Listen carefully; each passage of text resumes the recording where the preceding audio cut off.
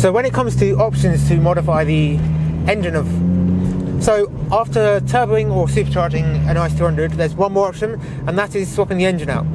Now, surprisingly, this car is really good for some engines. The 1JZ and the 2JZ, you can buy bolt-up kits that it bolts straight up to the gearbox that's currently in this car, and they work really well with this car. The 1UZs are naturally aspirated, and so both of those engines have huge potential for modifying. You know, if you're watching this video, you probably know about the 2JZ or 1JZ. If you're watching this video, you probably know what a 2JZ or a 1JZ is and what potential it's got. But the 1UZ and 3UZ aren't really that well known unless you're really into the car scene. They are actually amazing engines, and naturally aspirated, and even boosted, they're even better. Boosted, I mean turboed or even supercharged.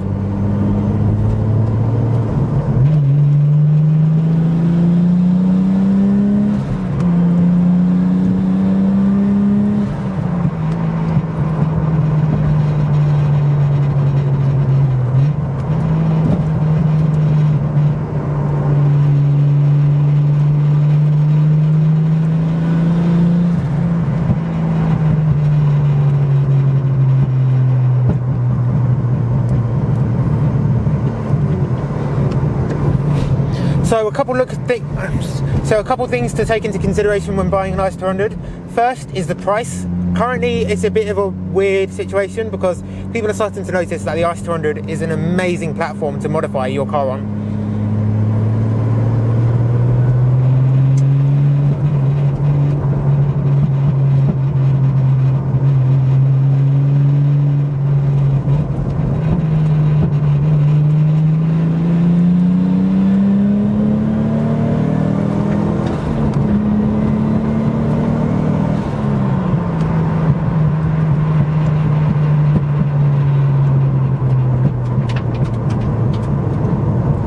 So the IS200 as a platform is being recognised as the next, I guess you could say, chaser in a way, where it's an amazing chassis. You can easily swap the engines out, and even the stock engine now is starting to be realised that it's actually quite good. So the price is fluctuating a lot. For example, in the last year, the average price of the IS200 has gone up by about £1,000.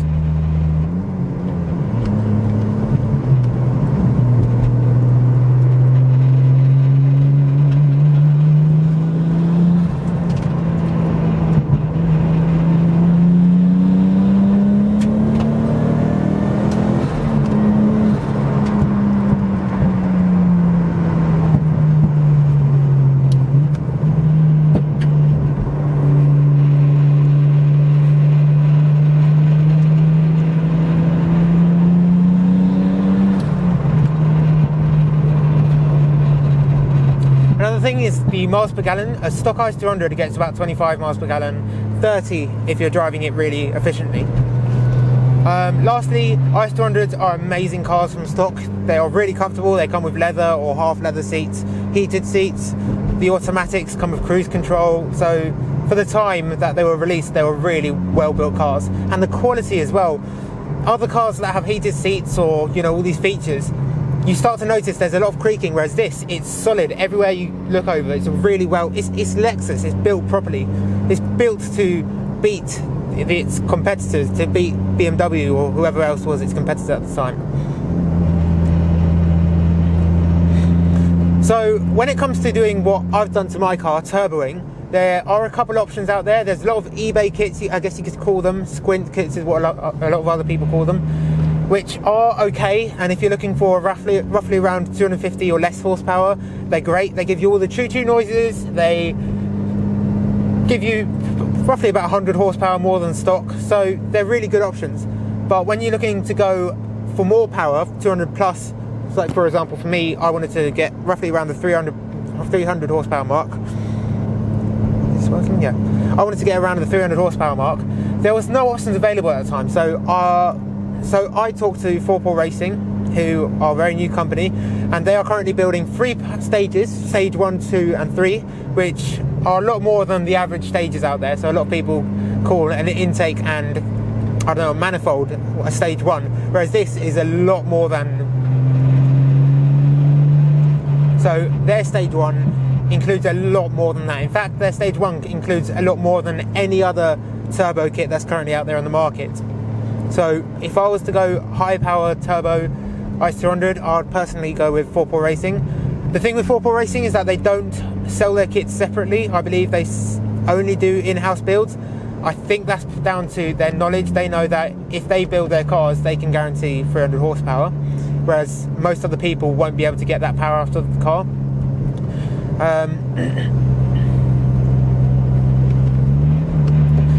Another option would be to... So the 1GFE engine is a very interesting engine. It's quite weak from stock. The rods are not much thicker than my finger, so you have to be really careful with that. But if built with a very smooth map and very well built, they are actually fine.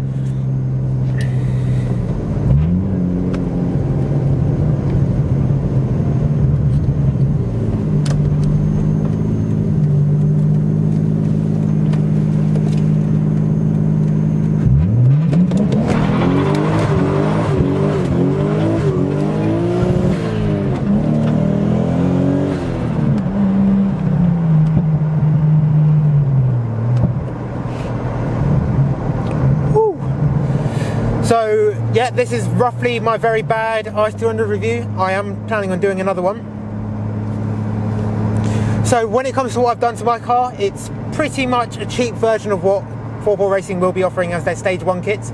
Most of the parts of my car are either eBay or really cheap made parts, so don't take my car as an example of what 4PAW Racing are going to be offering, but take it as an example of what they can do. They've used eBay parts that everyone else can pretty much max out as 250 horsepower, and they've made 300 horsepower from it. So yeah, trust those people.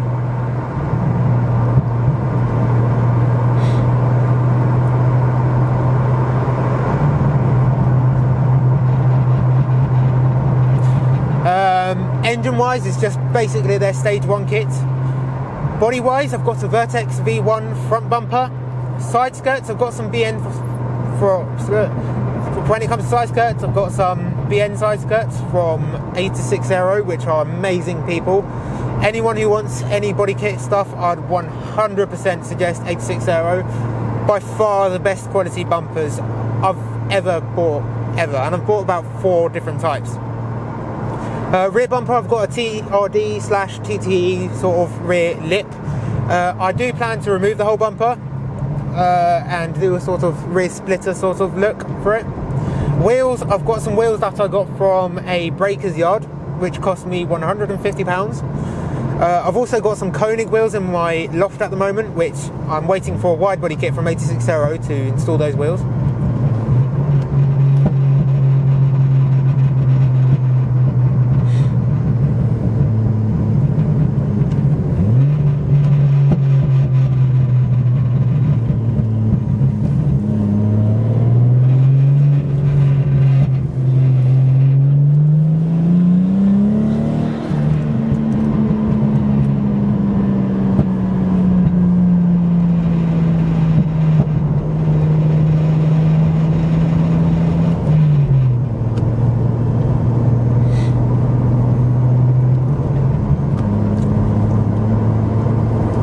Suspension, when it comes to suspension, I've got some HSD coilovers.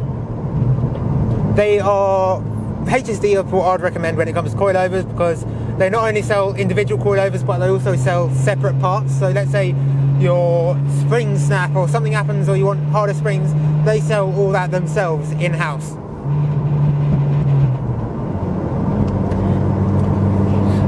Interior, I've got these gouges up here, gauges. They are eBay gauges. I did have some Defi ones, but I realised I could sell the Defi ones, buy eBay ones, and have £300 roughly spare. So that's what I did. When it comes to seats, I have these bride seats. I don't even know if they're real or not. I just bought them because they looked cool. I don't think they're real. I don't really know. I have some Takata harnesses. This is real, the harnesses, which I'm very excited about.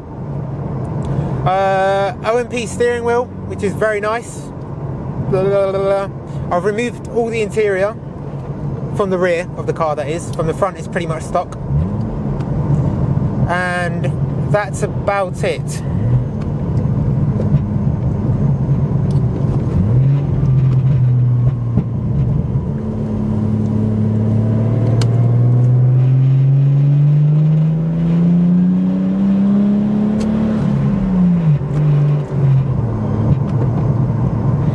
So exhaust is quite important to some people.